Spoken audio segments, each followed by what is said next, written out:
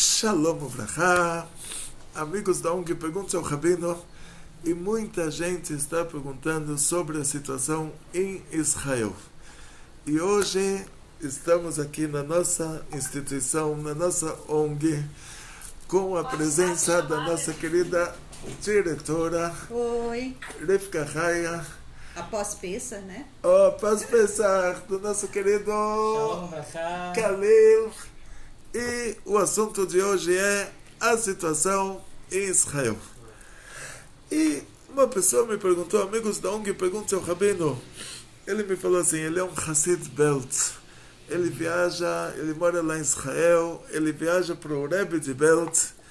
Ele me falou uma coisa legal. Ele falou, olha, se o Rebbe de Belt falasse que a gente tem que mudar para outro país, não teria problema nenhum. Eu, como Hassid Belt, eu mudaria para outro país. Mas isso que o Rebbe não fala nada, quer dizer que está tudo em ordem. Então, uma ideia legal. Venha você para cá, quer dizer, Rabino Gloiber mudando para Israel e mandando as nossas aulas de Israel para o mundo inteiro, para todos os extremos do mundo que falam a língua portuguesa, para Brasil, Portugal, Angola, a Argentina já é espanhol, Angola, Moçambique, Timor-Leste, na Indonésia. Imagina até onde a gente chega. E me fizeram várias vezes essa pergunta: qual que é o problema de eu mudar para Israel? Qual o problema de eu falar para todo mundo mudar para Israel? A cada judeu que é morto por um terrorista palestino, 100 brasileiros mudam para Israel agora no lugar dele. E o assunto começa assim, vamos lá, agora minha opinião, é minha opinião. Se alguém divulgar isso, divulga como minha opinião. Estou representando agora, nessa opinião, estou representando a mim próprio.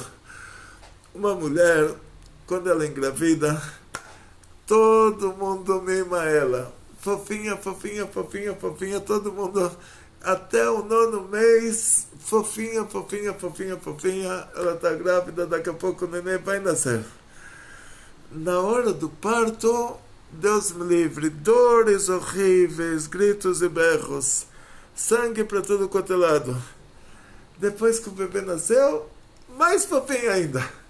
Isso que ela era fofinha na hora que ela estava grávida, agora ela ficou mais fofinha ainda. Agora ela já está com o nenenzinho no colo, agora ela já está muito mais fofinha do que ela estava quando ela estava grávida. Quer dizer, se você pergunta para ela qual foi a melhor hora da sua vida, ela vai te dizer, a melhor hora é quando eu estou com o meu nenenzinho no colo.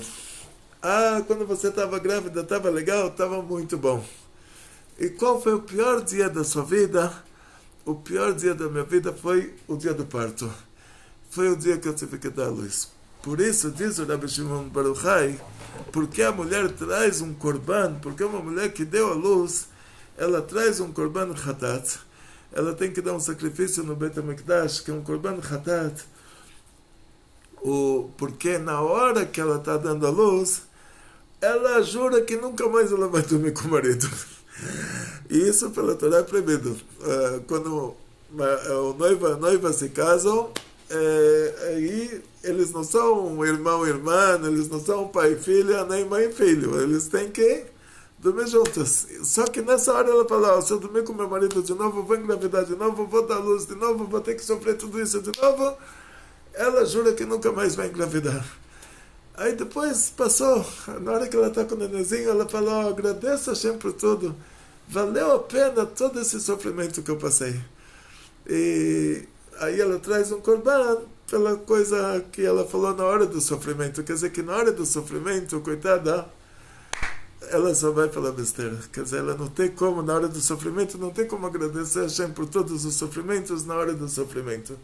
Ela só consegue agradecer depois. Depois ela fala, valeu a pena mesmo. Nossos sábios comparam a Geulah a um parto. Ou seja, nós vivemos no exílio, graças a Deus. No exílio tem BDK Lista Verde, tem BKA, tem tudo com as garrafas, você pode comprar chocolate de Israel. Agora não recomendo porque deu salmonela no chocolate da Elite e estão dizendo que o negócio tiraram de todas as prateleiras lá o chocolate de, não sei, eu acho que é Elite. Estou com... Não, estava com o papel do chocolate. De qualquer maneira, assim, no exílio, graças a Deus, é como uma mulher grávida. Todo mundo me manda ela. Todo mundo vê a gente na rua e fala: que bonito, você é judeu, povo escolhido, terra santa. No exílio, nós somos como uma mulher grávida, esperando o Mashiach chegar, esperando a Geulah. Depois tem a hora do parto. Nossos sábios, eles compararam a Geulah ao parto. E nas profecias não temos boas notícias. Tipo que a nossa cidade de Jerusalém, ela é invadida e Deus me livre, metade do povo foge para o exílio, metade do povo fica. E essa profecia, o que ele está te dizendo? Vão ter corredores humanitários. Metade do povo foge, metade fica, quer dizer, nós não vamos perder a presença judaica na Terra Santa, mas junto com isso, metade dessa presença judaica vai escapar por corredores humanitários. Esses corredores humanitários, para onde eles iriam? Nossos simpáticos vizinhos. Líbano, país muito amistoso. A Síria, mais amistosa ainda.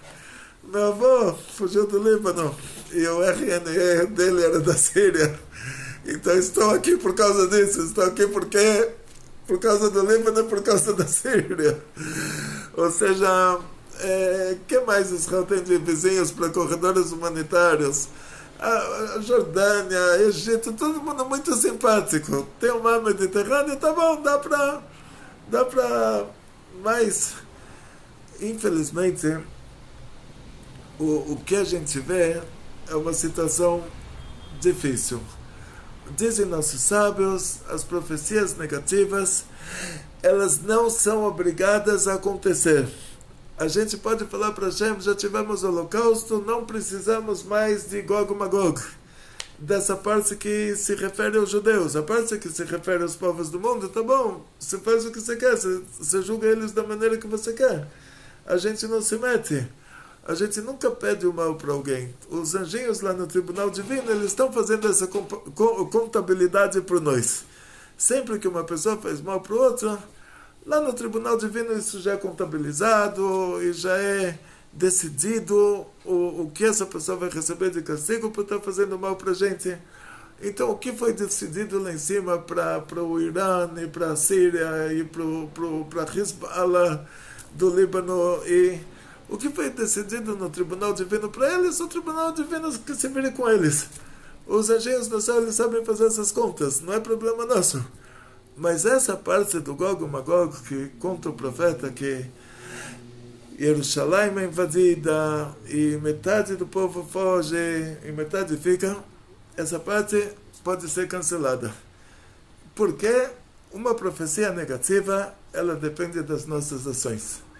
E quando a gente se comporta bem, Hashem, ele simplesmente cancela a profecia. Então vemos no caso do profeta Yoná, o Jonas, a escritura nos conta, livro de Yoná, livro de Jonas, que Hashem pediu para ele ir para a Síria. A Síria era o povo mais cruel da história. A cidade de Nínive era a cidade mais cruel da Síria. E o profeta tinha que ir lá e falar: gente, vocês conseguiram chegar a nível de Sodoma e Gomorra, campeões. Agora vai cair para vocês uma chuva de fogo do céu, exatamente como caiu Sodoma e Gomorra. Vocês vão entrar na história. Olha que legal. Vocês conseguiram chegar no nível de entrar na história, que vai ser a segunda cidade na história que vai cair sobre ela uma chuva de fogo por causa da crueldade de vocês. O profeta se recusou. Ele pegou um navio para outro lado do mundo, porque a profecia só recai sobre ele enquanto ele está na Terra Santa. E aí a escritura nos conta que veio um peixe enorme e engoliu ele, e depois esse peixe repassou ele para uma peixa. A mulher do peixe é peixa, né? Então, o peixe fêmea, né? O peixe macho engoliu o profeta, repassou o profeta depois para o peixe fêmea. Qual o motivo? Que dentro do peixe macho tinha muito espaço. Agora a fêmea, diziam os mefarshim, ela está grávida, ela tem os ovos, então tem menos espaço. Então no começo ele estava de boa, ele falou, tá bom, não me importa, aqui eu consigo sobreviver. Aí depois que ele foi repassado para a peixa, ele já ficou no aperto. Para a peixe fêmea, ele ficou no aperto. Então, sobre essa profecia, essa parte da profecia diz o Zohar, que é uma referência espiritual. Não é que o profeta foi engolido por um peixe e morreu, depois ressuscitou, passou por outro peixe, morreu de novo, ressuscitou de novo. O Zohar fala junto com isso que, olha, quer dizer, Hashem faz um milagre e a coisa acontece do jeito que está escrito lá, não é problema para Hashem ter feito esse milagre. A gente não questiona. Pode ser que aconteceu de verdade do jeito que está lá, mas milagrosamente, porque se alguém está na barriga de um peixe, é difícil sobreviver num lugar desses. Então, a quantidade de oxigênio que tem na barriga do peixe, com os sucos gástricos e tudo mais. Então, o Zohar fala que isso é uma alusão ao assunto espiritual, que é desde a morte da pessoa, que é representada pelo peixe que engoliu Yoná, até a ressurreição dos mortos. Então, mas o Zohar não descarta que Hashem pode ter feito um milagre daquilo ter acontecido de verdade, mas que o principal não é o peixe ter engolido ele e repassado ele para peixe, o principal é que a gente estuda disso no assunto espiritual. Mas o profeta Yoná, afinal das contas, ele chegou em Nínive depois que a peixa deixou ele sair também, quer dizer, ele saiu do peixe para a peixa desovou ele, e ele falou para eles, gente, vocês ganharam o campeonato internacional de o pior país do mundo, a pior cidade do mundo, o povo mais cruel do mundo, e a gente vai mandar para vocês chuva de fogo, como mandou para Sodoma e Gomorra, vocês vão entrar na história. Eles fizeram chuva. Eles se arrependeram do que eles fizeram e a profecia foi cancelada. Porque uma coisa ruim, sendo que Deus é a essência do bem, uma profecia ruim, Hashem cancela. Uma profecia boa, se o profeta falou uma profecia boa que vai acontecer e ela não acontecer, aí o profeta é cancelado. Aí o profeta, ele perde o status dele de profeta e ele ganha um status de falso profeta. Porque ele falou uma coisa boa que Hashem vai fazer, a coisa boa não aconteceu. Então, a Hashem é a essência do bem, a natureza do bem é fazer o bem, então a coisa boa tem que acontecer. Então a Geulah vai acontecer. A coisa boa que a Geulah vai acontecer. Todos os profetas falaram que vamos ter uma redenção final, a redenção de todos nós, todos os judeus perdidos, todos os judeus que se misturaram com os portugueses antigos e que são hoje 30% da população do Brasil.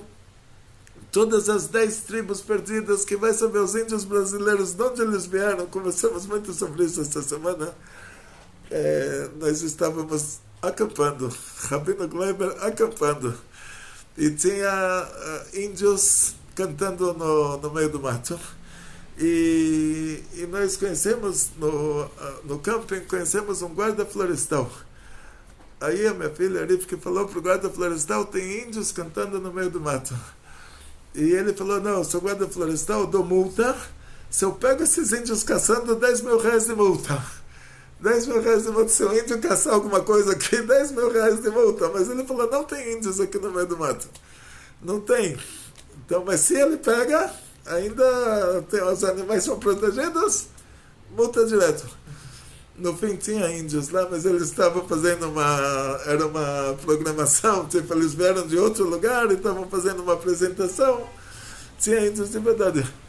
Aí uma das coisas que a gente pergunta na hora, de onde vêm esses índios brasileiros? Eles não sabem. E nós temos 10 tribos perdidas, eles não sabem de onde eles vêm. Então, está tudo em aberto. Quer dizer, os índios do Canadá, dos Estados Unidos, todo mundo sabe. Mas os nossos não, os nossos são... então, está em aberto. Tá em aberto. Então, essa parte da profecia, que é a profecia positiva, que vai ter a redenção final, vão voltar as 10 tribos e vão voltar todos os judeus que se perderam no meio da Inquisição, no meio das cruzadas, todos os judeus que se assimilaram aí pelo mundo, todo mundo vai voltar. E o lado ruim da profecia é o parto. Diz Rabbi Yossi ben Kisma na Gemara, ele falou para os alunos dele, me enterra bem fundo, enterra o meu caixão fundo, porque não vai ter um caixão de defunto que os persas não vão tirar da terra e usar o metal deles para e fazer deles o lugar para colocar comida para os cavalos. E ele deu exemplo da época que tinha cavalaria. Hoje já são, como se fala, caravanas de tanques. Hoje já são tanques de guerra. Então hoje iriam pegar esse ferro do caixão antigo para o tanque de guerra. E, em outras palavras, isso que a Gemara fala, que os persas vão dominar a Terra Santa por 9 meses e depois os romanos. Quando a Gemara fala sobre persas e romanos, na época da destruição do segundo Bet HaMikdash, que foi quando saímos para o exílio, tinham 2 países. Eram Estados Unidos da Pérsia e Estados Unidos de Roma. Nós éramos um estado dentro dos Estados Unidos de Roma. E a Pérsia era Estados Unidos da Pérsia. Hoje temos a Roma, ela virou Europa, ela virou o Ocidente, ela virou Estados Unidos, ela virou o Ocidente. A Pérsia, ela virou o mundo árabe, o mundo muçulmano. O Irã, ele representa esse mundo muçulmano. Diz o Tosfot que o Ismael se misturou com os persas. Então, o que a gente chama de Galut Ismael, o exílio de Ismael, é o exílio entre aqueles persas. Quer dizer que o Ismael se misturou com os persas. Então, teve o Império Árabe, que chegava até o Paquistão, que incluía a Pérsia. Hoje a gente tem o Irã. O Irã está montando os Estados Unidos do Irã. Então, o Irã já tem presença forte dentro de Israel, por meio da faixa de Gaza, que é uma autonomia dentro de Israel, como o Morro do Rio de Janeiro. A faixa de Gaza, você fala, que país é esse? É Israel. Ah, mas por que ele está com mísseis em Israel e a polícia não pode fazer nada? Porque eles são autônomos, então a polícia não entra no morro. Ah, mas no Brasil, até no Brasil descobriram que dá para fazer polícia pacificadora. Então lá daria para fazer também, mas Israel não tem como fazer. Por quê? Porque Israel, o governo de Israel é uma democracia que depende da Irmandade Muçulmana, que eles têm alguns senadores nessa coalizão, nessa coalizão. Então o governo de Israel, que antigamente os governos anteriores tinham partidos religiosos. Tinha o Shas, o Agudat Israel, Degel Torah, o partido dos Hasidim de Gur, dos Sefaradim, do Rav Ovadia Yosef, que é o Shas, do Degel Torah, que era o pessoal de Bnei Brak. E Bnei Brak, não digo Vizhnitz, o pessoal Litai, se chama Tzibur Litai, tinham muitos rabinos no Senado. Hoje, os únicos religiosos que tem no Senado de Israel são a Irmandade Muçulmana. Eles são os religiosos no governo atual. Então, falar que Israel fez tshuva e por causa disso a profecia negativa vai ser anulada, quer dizer, a parte negativa do parto, a parte das dores do parto vai ser anulada. Então, falar isso com o governo atual não tem como falar isso. Ou seja, o governo não é assim. Se hoje alguém vai visitar Israel, a pressão em cima dos religiosos lá é muito grande. Você manda sua criança para estudar na Yeshiva e ela recebe uma pressão do Estado, que olha, o que você está estudando Torá, você tinha que ser do exército, o que o seu sangue é melhor do que o outro, ele vai para o exército. no exército falou para ele, o que você está colocando o tefilim, você é um primitivo, que você está fazendo essas coisas?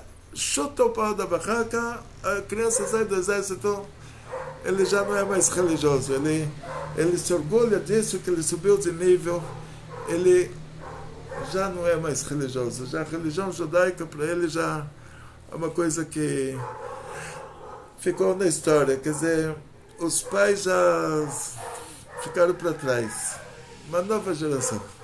Então Israel tem muito essa pressão, por causa dessa pressão, eles são obrigados a fazer bairros de religiosos.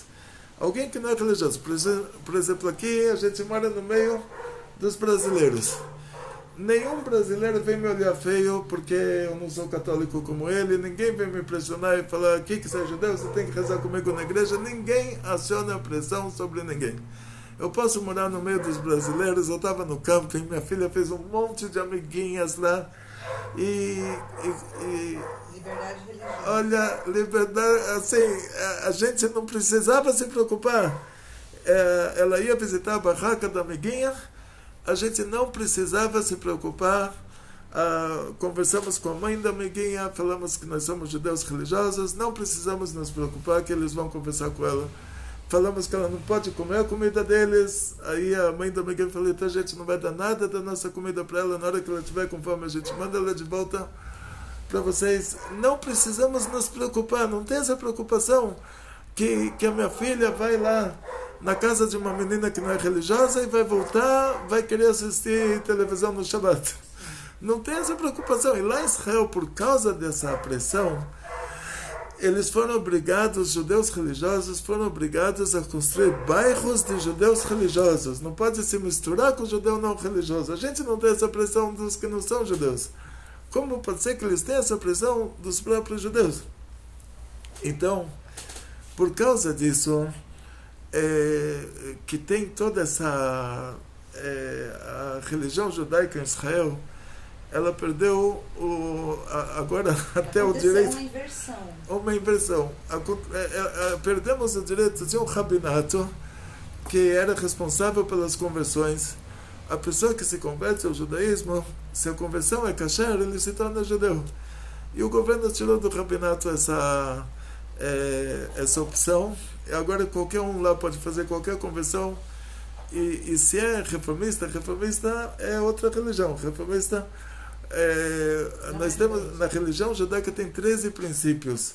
Um dos princípios é que a Torá não é trocada. E os reformistas, eles não acreditam que a Torá é divina. Eles não cumprem os mandamentos da Torá. Então, não é a nossa religião. Quer dizer, cristianismo, reformismo, islamismo, isso não é a nossa religião. Então, o que acontece na prática? O governo de Israel não só que não está apoiando a nossa religião, mas eles estão repassando muita coisa para os muçulmanos por causa dos senadores muçulmanos, que são os únicos religiosos do parlamento de Israel. Então a gente não diria que, olha, se o profeta Yoná chegasse em Jerusalém e falasse, gente, vai cair aí mísseis iranianos em cima de vocês, e a gente fala, não, fizemos tchuvá, repassamos aí para as escolas muçulmanas não sei quantos milhões e para as mesquitas não sei quantos milhões, fizemos tchuvá, não precisa mais cair mísseis. Não, isso ainda não é considerado tchuvá. Ou seja, o tchuvá é você dar uma tzedakah, para tzedakah ser considerado tzedakah, tem que ser dada para uma instituição judaica. Não para uma mesquita, não para uma escola muçulmana. Para ser considerado tzedakah, a pessoa fala, vou fazer tchuvá, eu tenho que rezar, eu tenho que dar tzedakah, eu tenho que ter o remorso do que eu fiz errado. Então, a tzedakah você tem que dar para uma instituição judaica, a tefilá você tem que rezar para Deus, e o remorso das coisas erradas que você fez de acordo com a Torá, de acordo com o referencial da Torá. Então, por isso, a gente não vê que isso está acontecendo em Israel. A gente vê que Israel está se tornando cada vez um país árabe um pouquinho maior. Quer dizer, a população árabe lá está crescendo. Tem tantos brasileiros que querem se converter, querem morar lá, eles fazem muitas dificuldades. Não? Eles querem russos, que eles sabem que os russos, vão votar num partido comunista, num partido de esquerda, vão apoiar o governo, aí os esquerdistas junto com os árabes montam um governo. Quer dizer, deixou de ser um país religioso para ser um país político. Isso. Israel, desde o começo, era um país político, mas os últimos governos, eles tinham partidos religiosos que juntos formavam o governo. E esses rabinos dos partidos religiosos conseguiam verba para escolas judaicas, conseguiam verbas para sinagogas. Só que hoje são senadores muçulmanos, então aquelas verbas que iam para escolas judaicas vão para escolas muçulmanas, aquelas verbas que iam para as sinagogas vão para as mesquitas. Então hoje o governo de Israel não representa que o nosso povo fez tchuvá, e 73 anos depois da fundação do Estado de Israel, nós não conseguimos viver lá como conseguimos viver no Brasil. No Brasil a gente vive normal.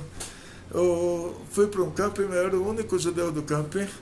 Minha filha brincou com todas as menininhas e ninguém tentou influenciar ela, nada. Quer dizer, brincaram, era um prazer em ver isso. Agora em Israel, não vou poder deixar ela brincar com uma menina que não é religiosa, porque ela vai querer à força fazer uma pressão social. Eu já passei por uma experiência dessas.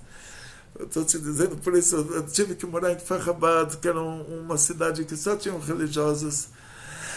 Graças a Deus, hoje conversei com os meus filhos. A Rani está com 7 crianças. Hoje conversamos com os netinhos, vocês também. E mostramos a ONG para as netinhas.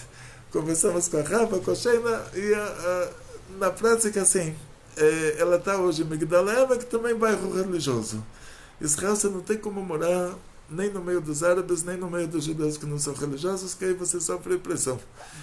Então, assim, falar que o Estado de Israel fez tchuvá, chamar isso de Estado judaico, quando o espaço onde tinha que ser o nosso Beit HaMikdash, ele é patrimônio tombado da Unesco, tem lá mesquita no lugar do Beit HaMikdash, o governo é uma união de árabes com partidos de esquerda, árabes religiosos. Até no Egito, a Irmandade Muçulmana está na cadeia. No Egito que é Egito. No Israel, a Irmandade Muçulmana está no governo. São os muçulmanos extremistas. Na faixa de Gaza, autonomia para o Hamas. O Hamas é um Irãzinho. Por que Israel não tira essa autonomia? Porque tem medo. Então, na prática, falar que Israel fez tchuvá, não tem como falar. Não tem. Falar que é melhor morar em Israel do que morar aqui, não tem como falar. Falar que para ser judeu é melhor você morar em Israel, você vai morar em Israel, já passei por essa experiência, você manda seu filho para Yeshiva e tem toda a pressão social em cima dele, ele chuta o pau da barraca, ele vira um goi. Ele não vai aprender árabe, não vai falar árabe, não vai ser um palestino, ele vai ser um judeu que não é judeu. Ele vai ser alguém falando hebraico, é um não judeu, é um judeu não judeu. Entende? Tem essa experiência, acontece nas melhores famílias. Então o que acontece? Chegou a hora da Geulah, chegou a hora do parto. O parto vai ser com dores ou sem dores, depende de nós. No que depende do Estado de Israel, o parto vai ser lá, entende? A mulher tem um lugar no corpo onde acontece o parto, né? A mulher vai para o hospital, tem uma parte do corpo de onde o neném começa a nascer. Então aquilo lá começa a nascer, a redenção do nosso povo começa na Terra Santa. E depois o Mashiach, ele traz todos os judeus de todos os cantos do mundo. E a gente está no canto do mundo. Depois da faxina. Depois da Geulah. Então primeiro ele constrói o Beit HaMikdash. Faz as guerras. Tira quem tiver que tirar. Faz as guerras, constrói o Beit HaMikdash e depois ele traz os Nidchei Israel, as pessoas que estão exiladas nos cantos do mundo. Quer dizer que a gente é a terceira etapa. Primeira etapa ele faz as guerras, depois constrói o Beit HaMikdash, depois nos traz para lá. Nós somos a etapa final. Agora, quem está lá na etapa inicial? A Geulah vai acontecer lá. Quando o neném sai, ele sai pela parte da mãe que permite ao neném sair, quer dizer, a parte do onde acontece o parto. Então as pessoas que estão vivendo lá em Israel, que lá vai acontecer o parto, lá vai acontecer a Geulah, E a gente está vendo que hoje tem o Irã na faixa de Gaza, hoje tem o Irã na Cisjordânia, hoje tem o Irã no Líbano, hoje tem o Irã na Síria, hoje tem o Irã no Iraque, hoje tem o Irã no Catar, hoje tem o Irã no Iêmen, hoje tem o Irã até no Irã. Até no Irã tem Irã. O Irã tem lá a cidade dos mísseis, a cidade subterrânea, e todas as bases de mísseis deles na Síria e no Iraque estão mudando agora para esse esquema subterrâneo. E a gente imagina o que é uma chuva de fogo que caiu em Sodoma e Gomorra. Aqui Israel pode levar uma chuva de mísseis. E a gente tem que rezar todo dia para que isso não aconteça. Mas o que eles estão fazendo para reverter essa situação? O que eles estão fazendo para equilibrar com o perigo? Então imagina uma pessoa que está numa situação de perigo. A Ucrânia está sendo atacada pelos russos. Aí já não estão mais nem trabalhando. Então a gente está numa situação de perigo que para equilibrar com isso, a gente deveria estar estudando muita Torá, cumprindo com muita alegria todos os mandamentos divinos, fazendo muitas coisas, acrescentando em muitas coisas no Kodesh, no que é sagrado, para equilibrar com o perigo. Quanto maior o perigo, mais a gente tem que acrescentar no estudo da Torá, no cumprimento das mitzvot, nas rezas. E eles estão lá, como diz o profeta, eles estão totalmente lá, sha'ananim, quer dizer, totalmente despreocupados. Não estão conscientes absolutamente do perigo que está em volta. Estados Unidos tem um novo presidente agora que perdeu a moral no Oriente Médio, fugiu do Afeganistão, lá ficou um filme de comédia para se mostrar o que aconteceu no aeroporto de Cabul. É um filme de comédia. É os americanos fugindo e os árabes lá que mal sabem usar uma espingarda, pegando equipamento americano de alta classe, sorte que eles não sabem usar, mas assim, coisas altamente sofisticadas que está tudo abandonado, saindo correndo, deixar o equipamento lá. Você vê, digita no Google, não é que eu ouvi isso de alguém, isso está tudo registrado. Então, os Estados Unidos falaram para a Ucrânia, para o Zelensky, que eles não podem ajudar a Ucrânia porque eles têm medo de bomba atômica, eles têm medo de guerra nuclear, então eles têm o limite deles. Eles só podem brigar com um país que não tem bomba atômica. Se o país tem bomba atômica, aí já é guerra nuclear, eles já não podem mais. Aí o Irã resolveu fazer bomba atômica, já faz tempo, faz muitos anos que eles estão investindo nisso. Tem a parte declarada, né, da bomba atômica, tem a parte que vai no subterrâneo. Lá eles são especialistas em túneis e cavernas. Então, na prática, Israel está num perigo que, para equilibrar com esse perigo, deveria estar investindo muito, muito, muito em Teshuvah, em Torah Mitzvot. Agora a gente está na Sefirat HaOmer, refinamento do caráter, trabalho com os midot, trabalho com as boas qualidades. 49 dias para se purificar. Não estou vendo lá que está acontecendo nada. Eles não estão conscientes do perigo. E agora, essa pessoa, amigos da ONG, perguntou, a pessoa falou, ele perguntou para o Rebbe de Belz, se ele perguntar para o Rebbe de Belz, o que vai acontecer? O que o Rebbe de Belz vai falar? Nessa etapa, vai falar, Mashiach vai chegar. Porque a gente lê no Shacharit, nas 6 lembranças, a gente lê que Mashiach vai chegar. A gente lê 13 princípios da fé judaica. Nos 13 princípios da fé judaica, que um dos 13 princípios da fé judaica é que Mashiach vai chegar. Se alguém vem me perguntar hoje, Rabino, fujo do Brasil ou não fujo? Aí eu vou falar, não. Por quê? Fugir para quê? A vida está normal. Agora, se começa a cair mísseis lá em Israel, e o Irã quebra algumas estruturas de Israel, tipo que Israel ou coloca o exército embaixo na faixa de Gaza ou coloca em cima no Líbano. Agora, colocar nos 2 lugares já fica 50% de contingente. Se eles fazem mais uma fronteira no Golã com a Síria, aí já fica 33% de contingente. Então Israel não tem a estrutura para aguentar uma guerra daquele tamanho, de toda a estrutura que o Irã montou durante tantos anos. Então, se começa uma guerra dessas, que os Estados Unidos vão avisar todos os cidadãos americanos para deixarem Israel, como eles fizeram na Ucrânia, como fizeram na Etiópia, na época que vocês viajaram para Israel. E aí você vai ligar para o Rebbe de Belz, o Rebbe de Belz vai falar: olha, o governo dos Estados Unidos está pedindo para todos os cidadãos americanos deixarem Israel, o governo da Alemanha está pedindo para todos os cidadãos alemães deixarem Israel, o governo da França está pedindo para todos os cidadãos franceses deixarem Israel. Então, sabe o que? Deixa Israel. Aí ele já tem uma base para falar: olha, deixa Israel por causa disso. Então a gente não quer deixar Israel, mas você vai viver no meio do parto.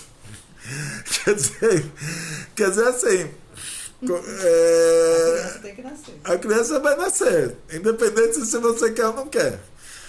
Se o povo está se comportando certo, a criança nasce sem dores de parto.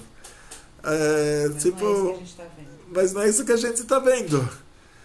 Então, a pessoa me pergunta: posso mandar alguém para morar em Israel agora? Não posso, não faço isso, não vou fazer isso. Não vou ser cúmplice. Não vou ser cúmplice, porque eu falo: você quer se converter aonde a maior comunidade judaica, imagina, nós estamos no ano de 1939 e chega um brasileiro, ele fala: olha, a minha mãe acendia velas embaixo da cama e a gente tinha uma gaveta na mesa que colocava o prato com a comida, e nós temos uma ascendência judaica com muitos sinais, quero me converter ao judaísmo. 1939, a maior comunidade judaica do mundo é Varsóvia, na Polônia. Mando ele para lá ou não mando? Não, porque não é para isso, ele tem que se converter para cumprir Torah Mitzvot. Eu não vou mandar ele, então não posso mandar alguém para morar em Israel agora, nessa situação. Então, esse amigos da ONG pergunta ao Rabino: deixa a criança nascer primeiro, aí você vai. Deixa a criança nascer, aí o próprio Mashiach já vai trazer a gente daqui para lá. Mas assim, mas por que o Rebbe de Belz não fala isso? Porque hoje ele não tem o motivo para falar isso. Mas na hora que começar o problema e ele falar, aí o aeroporto de Israel vai virar aeroporto de Cabul. É que na verdade as pessoas acho que ignoram um pouco, né, os problemas. Elas fingem que não tem problemas. Está tudo bem, janela aberta, né? Isso mesmo. Então, na hora que o problema começa, o aeroporto de Israel vira aeroporto de Cabul. Aí é o problema. Só que nenhum rabino pode falar antes do problema começar, nenhum rabino pode falar: não vai morar em Israel. Agora, depois que o problema começar, ele fala: está tendo problema, então... Espera um pouco. Aí começa na hora que tem um corredor humanitário, eu vi agora na Ucrânia. A Ucrânia foi um bom exemplo para nós. Eu vi quando começou a guerra na Ucrânia, os primeiros 3 dias. O Rav Moshe Weber, que é um sobrinho neto do Rav Moshe Weber, que era o meu mashpia, ele era o Rav Moshe Weber de Kharkiv. Ele foi entrevistado, o maior Bet Chabad do mundo. Ele foi entrevistado dentro do Bet Chabad. O Bet Chabad se chama Menorá, é o nome daquele Bet Chabad, o maior Bet Chabad do mundo, a instituição Menorá, na Ucrânia. E ele foi entrevistado e ele falou: olha, estamos aqui 40 pessoas rezando, 4 meninas, 40 pessoas rezando. E graças a Deus está tudo em ordem. E essa guerra vai ser um assunto militar, entre os militares russos com os militares ucranianos. E não vou falar para vocês o que está acontecendo aqui no estacionamento, mas aqui dentro da sinagoga tem 4 menininhos, está tudo em ordem. E aí perguntaram: você vai ficar, você vai embora? Ele falou: olha, eu vou ficar aqui porque a minha comunidade está aqui. Se eu sair daqui, eu vou estar... eles vão ficar desanimados. Tipo, eu vou desanimar a comunidade. Como pode ser, o rabino vai embora, abandona a comunidade, então o capitão tem que afundar com o navio. Então, fiquei até feliz. Alguns dias depois, Rabino Adi, de Petrópolis, Rabino Abraham Benamini, me manda um videozinho, e sem saber que eu tinha visto o começo da história, ele me compartilha muitos videozinhos, e nesse videozinho estava entrevista com o Rav Moshe Weber, sobrinho neto do Rav Moshe Weber, irmão Mashpia, entrevista com o Rav Moshe Weber no ônibus, já fugindo, com as crianças do orfanato, com toda a comunidade. Não está decepcionando ninguém, todo mundo está fugindo junto com ele. Então, por quê? Não deixou ninguém para trás. Tá? Tem uns 20 ônibus lá, está todo mundo indo junto. Mas na hora que abriu o corredor humanitário, todo mundo fugiu. Por quê? Porque o negócio perdeu o controle. Ou seja, era para ser uma guerra civilizada. E ainda está, né? E ainda está, 2 meses. Era para ser uma guerra civilizada e no fim foi uma perda de controle. Porque guerra não tem guerra civilizada. Na hora que começa a guerra, na hora que uma pessoa assassina outro, aí já tem perda de controle. É assassinato. Já vira assassinato mútuo. Assassinato em massa. Em massa. Aí o que acontece? Deus me livre, Israel está num perigo muito, muito, muito maior do que a Ucrânia. Israel está num perigo, assim, Israel é um país pequeno. Então, deixar aqui na mão de vocês, eu não dou opinião, não quero, assim, se alguém me pergunta, vai para Israel, eu não vou ser cúmplice disso. Essa é a sua análise, né, Rabino? Essa é a minha análise, a minha opinião pessoal, não é a visão judaica, não é a visão da Torá, é a minha opinião pessoal. E deixo para vocês aqui a minha opinião pessoal. Tenho 2 filhas lá, eu conversei hoje com a filha, com os netos, e mostrei para eles aqui a instituição, despertar um pouquinho, falar, olha, venham visitar, né? Pode vir, né? O Brasil já tem toda a estrutura necessária para alguém viver aqui como um judeu. Já tem yeshivot, já tem escolas judaicas de Hassidim, Litaim, Sefaradim. O Brasil já tem toda a estrutura montada. São Paulo, são bem estruturadas. As comunidades em São Paulo são bem estruturadas. Então, Atzlachá, Briut, Parnassá, Becheva, novamente, essa é a minha opinião pessoal, permitindo para mim ter a minha opinião pessoal, né? E agradeço a todos, agradeço a nossa querida diretora Rivka Raya. Um beijo, tudo de bom. O Caleb, nosso aluno exemplar. E Léo, o marido da nossa diretora, ele é o nosso diretor da diretora. Deu prazer. Oba! E agradeço a todos vocês, muito sucesso, muita saúde, muito dinheiro, muitas felicidades. Estamos entrando na Geulah. Cada dia, Geulah. Queremos imediatamente a Geulah.